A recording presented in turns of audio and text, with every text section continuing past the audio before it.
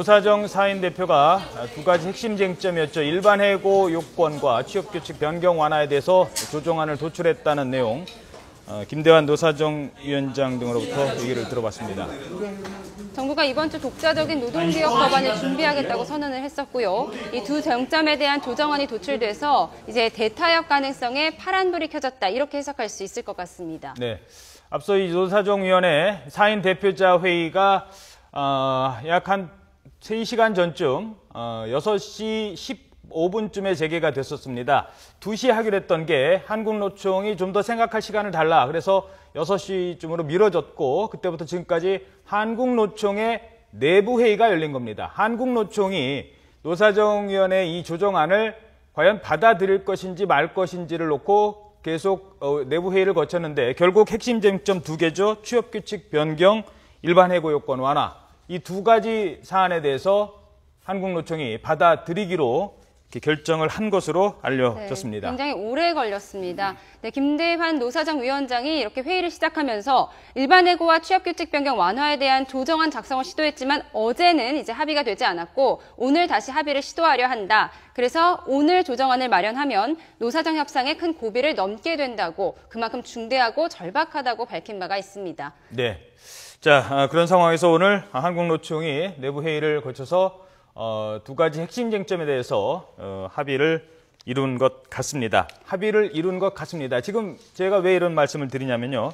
한국노총에 아직 공식 브리핑은 없고요. 노사정 위원장 그리고 이 노사정위원회의 최종 합의는 아직 아닙니다. 왜냐하면 한국노총도 또 노조원들의 의견을 또 마지막에 들어봐야 되는 과정이 있기 때문에요. 자, 그러면 전문 기자와 함께 이 내용 자세히 지금부터 분석해 보도록 하겠습니다.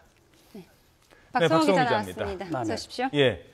자, 일단 오늘 지금 이 사안에서 가장 눈에 띄는 거, 취업규칙과 일반해고 조정안을 도출했다는 건데 이게 어떤 의미입니까? 취업규칙, 그게 뭘까요? 취업규칙이라는 걸 한마디로 얘기해서 이 임금 있죠. 예. 임금을 조정할 수 있다는 겁니다. 예. 자, 무슨 얘기냐면 앵커들이나 저나 회사를 다니지 않습니까? 예. 그럼 임금을 받잖아요. 임금을 받는데 만약 나이가 좀 들어서 임금 피크제에 서명을 하게 되면 좀 깎게 돼 있습니다. 근데 그걸 얼마나 깎을지 결정한 게 아니죠. 그럴 때 취업규칙이라는 게 임금이 줄어든다는 건 근로자한테 불리한 거잖아요. 그런 걸 하려면 노사가 반드시 협의를 해야 되고 근로자의 절반 이상이 동의를 해야 합니다.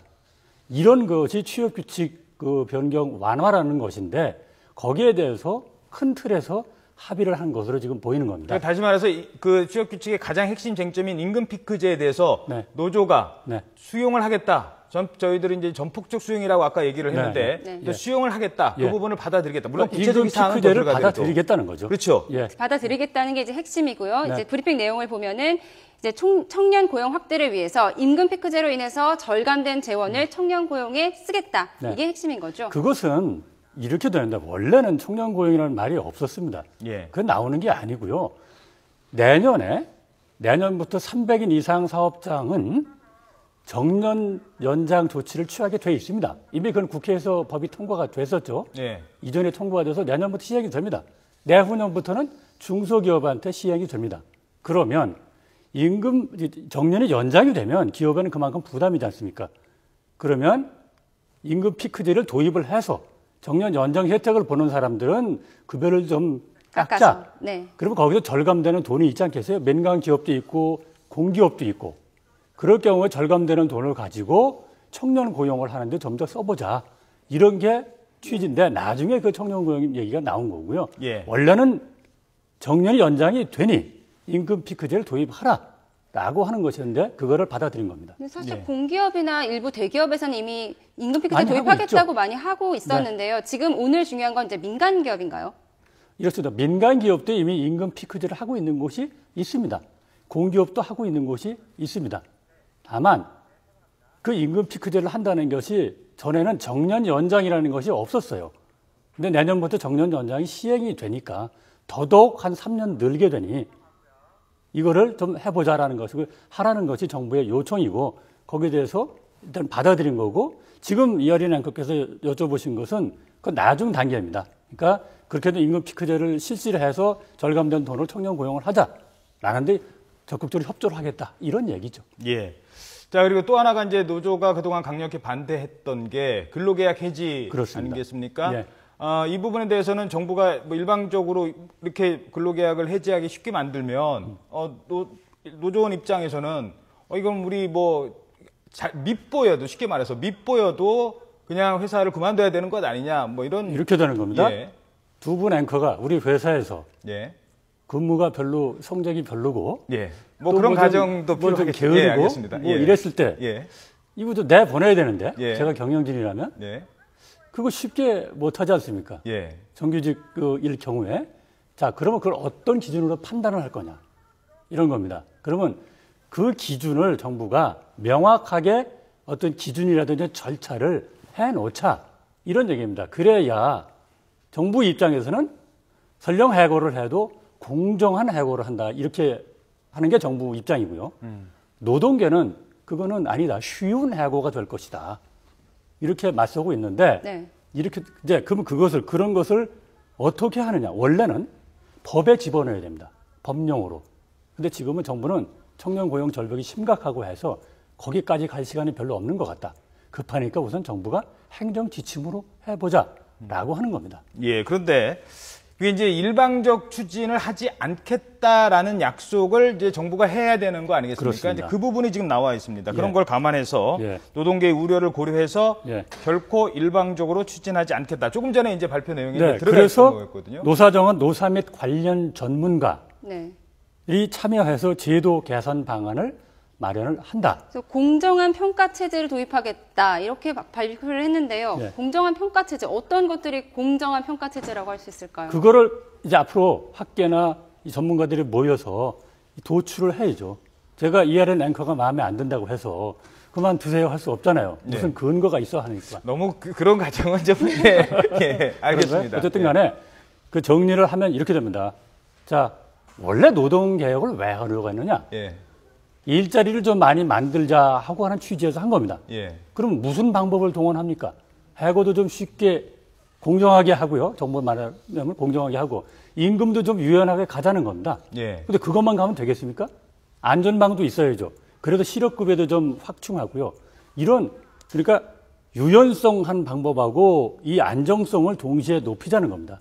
두 개를 통해서 결국은 일자리를 기업들이 좀 자유스럽게 함으로써 일자리를 더 늘리자 하는 건데 그것이 과연 그러면 일자리를 더 늘리는 것이냐? 오히려 뭐 비정규직을 양산한다든지 또 지금 논의하겠다고 했지만 일방적으로 가지는 않겠다고 정부가 이제 약속을 했죠. 예. 하고 하겠지만 그런 것이 과연 얼마나 실천을 하겠느냐? 또 국회로 가는 게 있습니다. 한 5가지 법안이 있어요.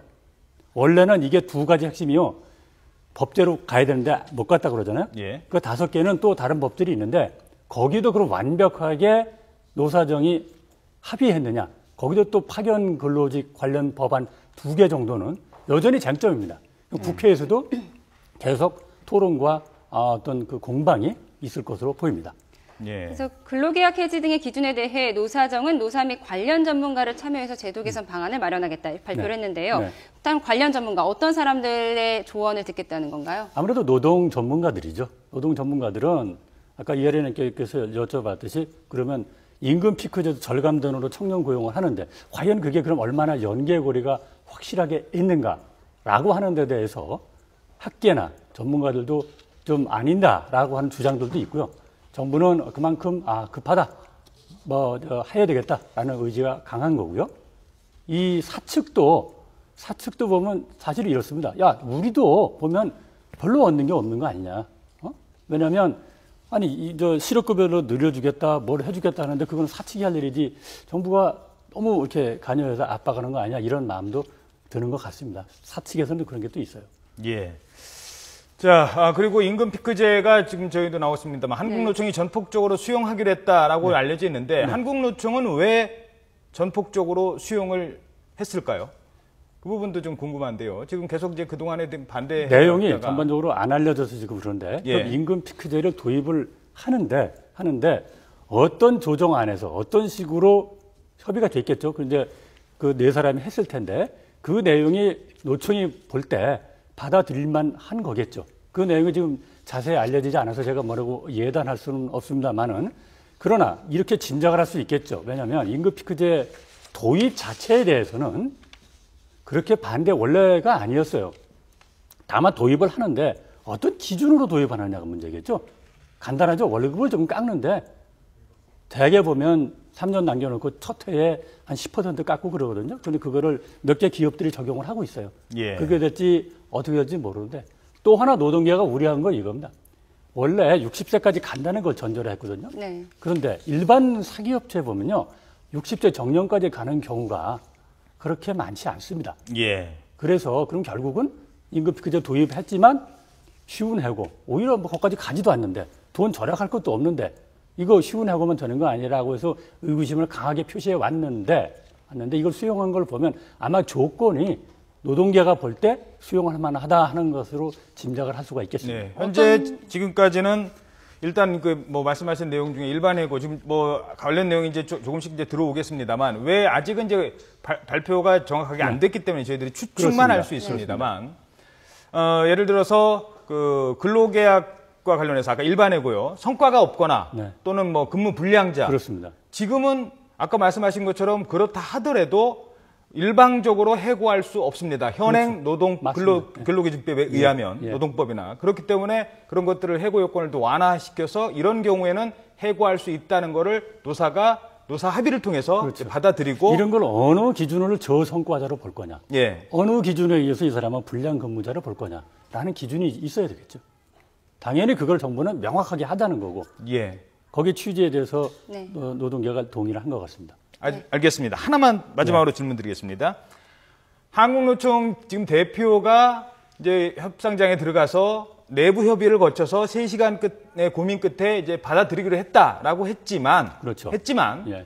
한국노총 집행위원회라는 데가 있습니다. 이 한국노총 집행위원회의 결의를 당연히 최종적으로 추인을 받아야 되겠죠. 받아야 되는 거죠. 그렇죠. 예, 그 부분도 간단히 설명을 해주시죠. 근데 지금 저 시스템이 그렇게 돼 있죠. 이번 대표로 갔지만 대표가 전권을 가지고 간 건 아니죠. 그렇죠. 당연히 해서 조정안을 가지고 이제 하는데 예. 어제도 보니까 조정안 비슷하게 얘기는 나왔다고 하는데 그거 안 됐거든요. 예, 알겠습니다.